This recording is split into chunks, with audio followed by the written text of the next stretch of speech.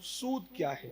जमाने जाहिलियत में सूद ये था कि कोई किसी को कर्ज दे देता था और कर्ज देने के बाद उससे वो हफ्ता वसूल करता रहता था बतौर सूद, इतना दे जो तय होता था इतना दे, और रकम बाकी के बाकी रहती थी, रकम बाकी के बाकी रहती थी।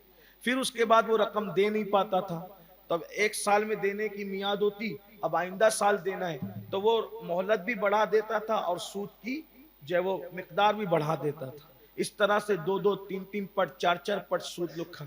आज भी वही है, 50,000 दे दिया, धंधे में लगा हुआ है, 500 रुपया हफ्ता देता रहे, 1,000 रुपया हफ्ता देता रहे, रकम बाकी के बाकी।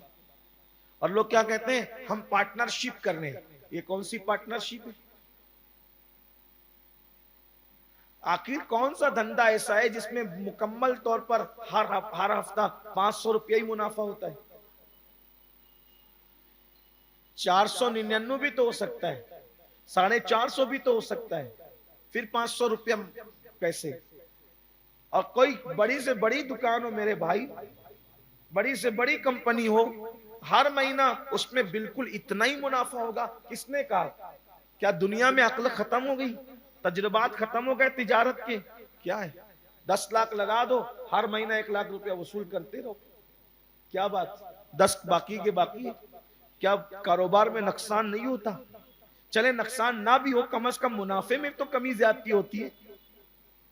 लोग बांधते हैं और फिर उसके बाद याद रखना, अल्लाह का ऐलान है कि वो सूद को तबाह करेगा और अल्लाह सदके में बरकत अता फरमाए। सूद का धंधा करने वाले कितनी तरक्की पे चले जाएं, बाद में ऐसे धड़ाम से गिरते हैं कि फिर भीख मांगने के सिवा कोई चारा कार नहीं होता, बर्बाद होता। अल्लाह ने कह दिया बर्बाद, सूद जाए वहां बर्बादी है।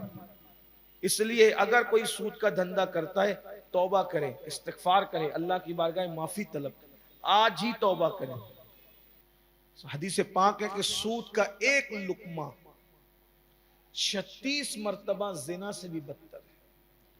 और एक मकाम पर फरमाया गया कि जिसने सूद का एक लुकमा खाया, गोया उसने अपनी मां के साथ 36 बार जिना किया। हदीस पाक में आता है क़यामत के दिन जब लोग अपनी अपनी कब्रों से उठेंगे तो मुसलमान, काफिर, फासिक, फाजिर सब मैदान महशर की तरफ चल पड़ेंगे और वो जाएंगे भी। कोई सवारी पर होगा, कोई पैदल होगा, कोई दौड़ के जा रहा होगा, कोई चल के जा रहा होगा, लेकिन अल्लाह के रसूल अलैहिस्सलाम फरमाते हैं कि सूद खाने वालों का हाल ये होगा जैसे किसी पर आसेबी असर होता है और शैतान छूकर उसको पागल कर देता है, वैसे पागलों की तरह वो उठेंगे। बिल्कुल अजीब व गरीब बेरौनक उनके चेहरे होंगे और बड़े बड़े उनके पेट होंगे। वो खड़े होने की कोशिश करेंगे लेकिन बार बार गिरेंगे, बार बार गिरेंगे। ये उनका हाल होगा। वो मैदान महशर में खड़े भी नहीं हो सकेंगे। यहाँ तक के अल्लामा इब्ने हजर जैसे बुजुर्गों ने फरमाया कि शबे कद्र में भी सूद खाने वालों पर हमने अजाब होते देखा। मैंने कई मर्तबा इस पर गुफ्तगू की है, लेकिन अब बात समेटता हूँ। और अगर आपको कारोबार के बारे में कुछ मसाइल पूछना है तो पहले मुफ्तियान किराम से पूछिए। माशाल्लाह हमारे हजरत अल्लामा मुफ्ती मोहम्मद रजा मरकजी साहब, हजरत अल्लामा मुफ्ती रिजवान नजमी साहब, और भी हमारे मुफ्तियान किराम, हजरत अल्लामा मुफ्ती राशिद मिसबाही साहब हैं, हजरत अल्लामा मोहम्मद हुसैन नजमी साहब हैं। यानी उलमा से जो बाज़ाब्ता तौर पर तिजारत के मसाइल पर उबूर रखते हो, उनसे पूछें आप कि क्या हलाल है, क्या हलाल है, तिजारत कैसे करें, नहीं करें। अब लोग कहते हैं हमें मालूम नहीं था, तो मालूम ना होना ये कोई उज्र नहीं है, क्योंकि दीन वाज़े तौर पे बयान हो चुका है।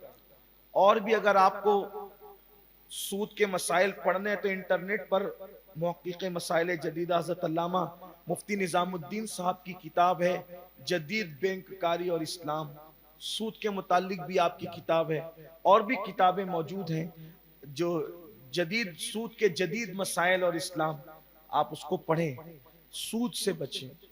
सूद औलाद को भी बर्बाद कर दे, आपकी औलाद भी बर्बाद होती है उससे, आपका कारोबार बर्बाद होता है, आप खुद बर्बाद होते हैं। ये जो हमारे यहाँ मालेगांव में चल पड़ा है ना कि चल इतना ले ले और हर हफ्ता इतना दिया कर, ये सूद की बिल्कुल वाज़े तौर पर निशानी, ये बिल्कुल वाज़े सूद, इसमें तो कोई कलाम ही नहीं है, ये बिल्कुल वाज़े सूद है।